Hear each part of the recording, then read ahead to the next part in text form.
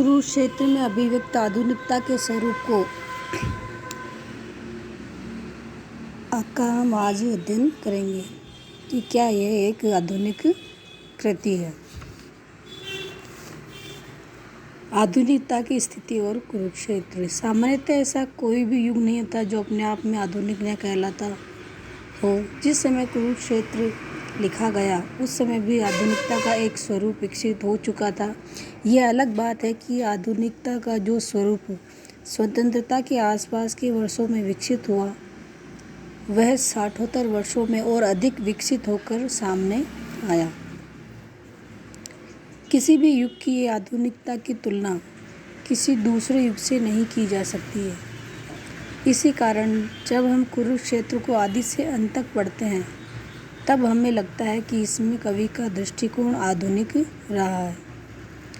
युद्ध हमेशा होते आए हैं, प्रत्येक काल में हुए हैं और संभवतः होते भी रहेंगे। किंतु युद्ध की समस्या पर हिंदी में आधुनिक दृष्टि से लिखा गया प्रथम काव्य कुरुक्षेत्र ही है। इसमें अपने समय की आधुनिकता न केवल वैचारिक स्तर पर व्यक्त हुई है अपितु समस्याओं के निरूपण के रूप में भी व्यक्त हुई है।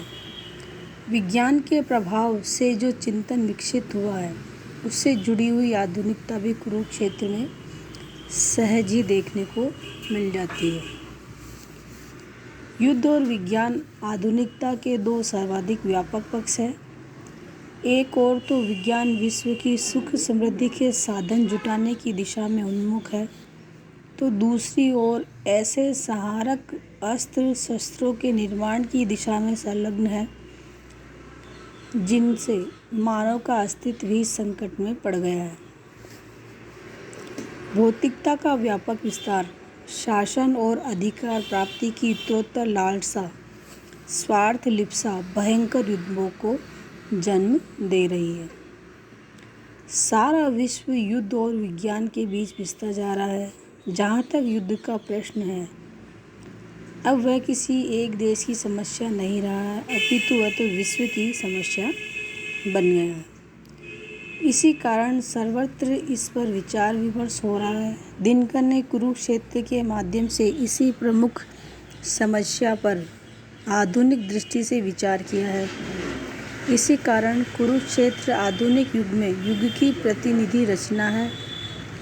युद्ध के परिप्रेक्ष्य में दिनकर ने आधुनिकता के उन सभी तथ्यों को भी ग्रहण कर लिया है जो आज की परिवर्तित विचारधारा का प्रतिनिधित्व करते हैं। आधुनिकता के लिए पृष्ठभूमि। कुरुक्षेत्र का कथानक महाभारत से जुड़ा हुआ है, किंतु वह ऐसा है जो महाभारतोत्तर स्थिति को व्यक्त करता हुआ युद्ध की समस्या पर विचार करता है। महाभारत की पौराणिक कथा का आश्रय लिए बिना भी कवि युद्ध संबंधी अपने आधुनिक विचार प्रकट कर सकता था, किंतु तब कवि के शब्दों में यह रचना प्रबंध के रूप में नहीं उतरकर मुक्तक बनकर रह जाती। इसमें संदेह नहीं है कि युद्ध जैसी सर्वग्रासी गंभीर समस्या पर जो विचार कवि प्रस्तुत करना चाहता था वे मुक्तक के रूप में इतने स्थायी और प्रभावी नहीं हो पाते। अतः अंश बहुत क्षीण होते हुए भी भीष्म और युधिष्ठिर जैसे सशक्त पात्रों और महाभारत जैसी लोक प्रसिद्ध गाथा के माध्यम से कवि ने अपनी अनुभूति और चिंतन को वाणी प्रदान की है। महाभारत की युद्धोत्तर स्थिति कवि को आधुनिक युद्धोत्तर स्थिति के अनुकूल एवं समय सापेक्ष लगती है।